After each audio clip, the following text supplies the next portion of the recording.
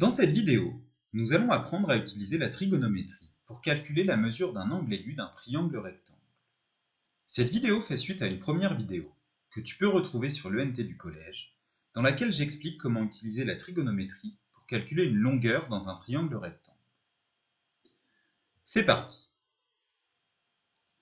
Dans le triangle OMN que tu vois apparaître sur ton écran, on cherche la mesure de l'angle MNO. Le triangle OMN est un triangle rectangle. Dans ce triangle rectangle, on connaît les longueurs de deux côtés, les côtés ON et OM. Dans un triangle rectangle, lorsque tu connais les longueurs de deux côtés, tu pourras toujours utiliser la trigonométrie pour calculer la mesure d'un angle aigu. Ici, on cherche la mesure de l'angle MNO. La difficulté de l'exercice consiste à savoir quelle formule de trigonométrie utiliser. Faut-il utiliser le cosinus, le sinus ou la tangente? Pour t'en sortir, tu dois commencer par identifier le rôle de chacun des côtés du triangle rectangle. Le côté OM, il se situe en face de l'angle droit. C'est le plus grand. C'est donc l'hypoténuse. Nous cherchons la mesure de l'angle ONM. Cet angle est un angle aigu. L'un de ses côtés sera donc nécessairement l'hypoténuse du triangle. Ici, il s'agit du côté ON. Le second côté de l'angle, le côté NM, est donc le côté adjacent à l'angle.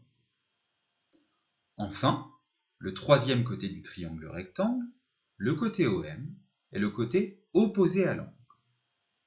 Nous connaissons donc la longueur du côté opposé et la longueur de l'hypoténuse.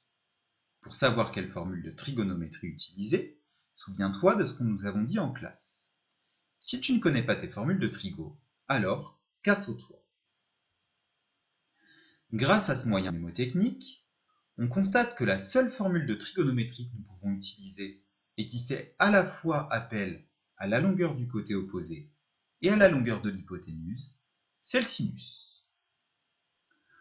Il faut donc exprimer le sinus de l'angle ONM en fonction des longueurs que nous connaissons dans l'énoncé. Le sinus de l'angle ONM est égal à la longueur du côté opposé sur la longueur de l'hypoténuse, c'est-à-dire à OM sur ON, c'est-à-dire à 2/5. Une fois que tu en es là, pour retrouver la mesure de l'angle ONM, tu dois utiliser ta calculatrice. Sur ta calculatrice, il existe une touche, la touche arcsinus, parfois appelée sinus -1 sur certains modèles, qui te permet, quand tu connais le sinus d'un angle, de retrouver la mesure de cet angle. En tapant arcsinus de 2/5 sur la calculatrice, on obtient à peu près 23,5. On en déduit donc que l'arrondi au degré de la mesure de l'angle MNO est à peu près 24 degrés. Étudions un second exemple. Nous cherchons toujours la mesure de l'angle aigu MNO du triangle rectangle OMN. Nous allons donc encore une fois utiliser la trigonométrie. Sur cette figure, le plus grand côté est le côté MN, c'est donc l'hypoténuse. Le second côté de l'angle, le côté ON, est donc le côté adjacent.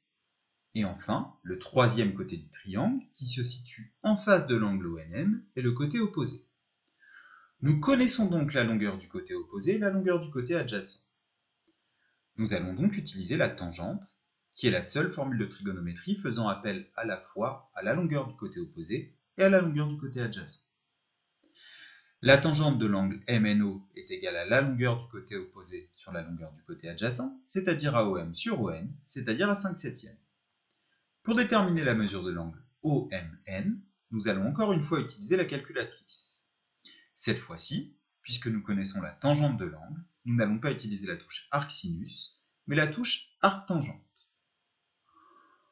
En tapant arctangente de 5/7 sur la calculatrice, on peut trouver que l'arrondi au degré de la mesure de l'angle MNO est 36 degrés. Étudions un dernier exemple.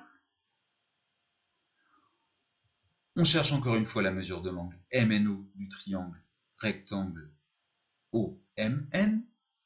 Dans ce triangle rectangle, l'hypoténuse est le côté ON, le côté adjacent à l'angle MNO est le côté NM. Et enfin, le côté opposé, le côté MO. Nous connaissons donc la longueur du côté adjacent et la longueur de l'hypoténuse. Pour déterminer la mesure de l'angle MNO, nous allons utiliser le cosinus, qui fait à la fois appel à la longueur du côté adjacent et à la longueur de l'hypoténuse. Le cosinus de l'angle MNO est égal à la longueur du côté adjacent sur l'hypoténuse, c'est-à-dire à Mn sur ON, c'est-à-dire à 2,1 sur 3,5. Pour déterminer la mesure de l'angle MNO, il nous suffit d'utiliser la touche arc cosinus de la calculatrice. On obtient que l'arrondi au degré de l'angle MNO est à peu près 53 degrés. En résumé, dans un triangle rectangle, lorsque tu connais les longueurs de deux côtés, tu peux déterminer la mesure de n'importe quel angle aigu de ce triangle à l'aide de la trigonométrie. Pour savoir quelle formule de trigonométrie utiliser, tu dois déterminer le rôle de chaque côté du triangle rectangle, c'est-à-dire trouver qui est l'hypoténuse, qui est le côté adjacent à l'angle que tu recherches et qui est le côté opposé à l'angle que tu recherches. Une fois que tu as choisi la bonne formule, tu vas écrire la définition du cosinus, du sinus ou de la tangente en remplaçant dans cette définition les longueurs par celles données dans l'énoncé. Puis tu utiliseras ta calculatrice, et plus précisément la touche arc cosinus, arc sinus ou arc tangente, pour déterminer la mesure de l'angle que tu recherches.